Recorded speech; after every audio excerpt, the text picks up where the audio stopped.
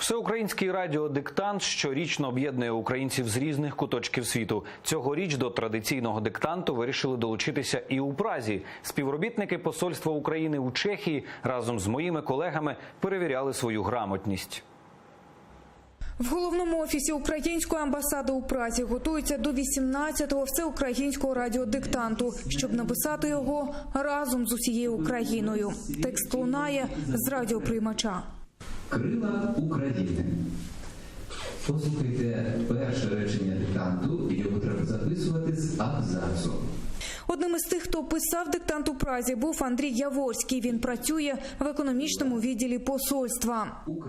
Гарно знати рідну мову дуже важливо, і будь-яка нагода для перевірки знань, вдосконалення знань – це позитивно. І крім того, такі заходи 100% об'єднують українців, і для мене це честь взяти участь в такому заході. Офіційне гасло цьогорічного заходу «Пишемо разом». Усі представники української дипустанови разом об'єдналися навколо рідної мови. Уважно перевіримо увесь текст диктанту. Назва «Крила України». Знову повертаєшся в школьні роки, згадуєш про мову, ситуацію. Було непросто. В деяких місцях був не дуже впевнений, мушу визнати.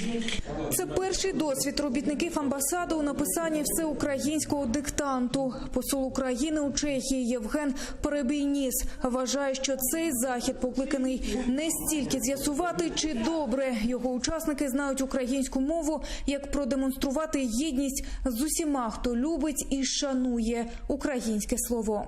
Цей диктант, який називається «Диктант національної єдності», він не про граматику, звичайно, а він про єдність. Те, що вся країна сьогодні пише диктант, мені здається, що це свідчення того, що мова відроджується, мова займає ті позиції, яка вона має займати у незалежній державі.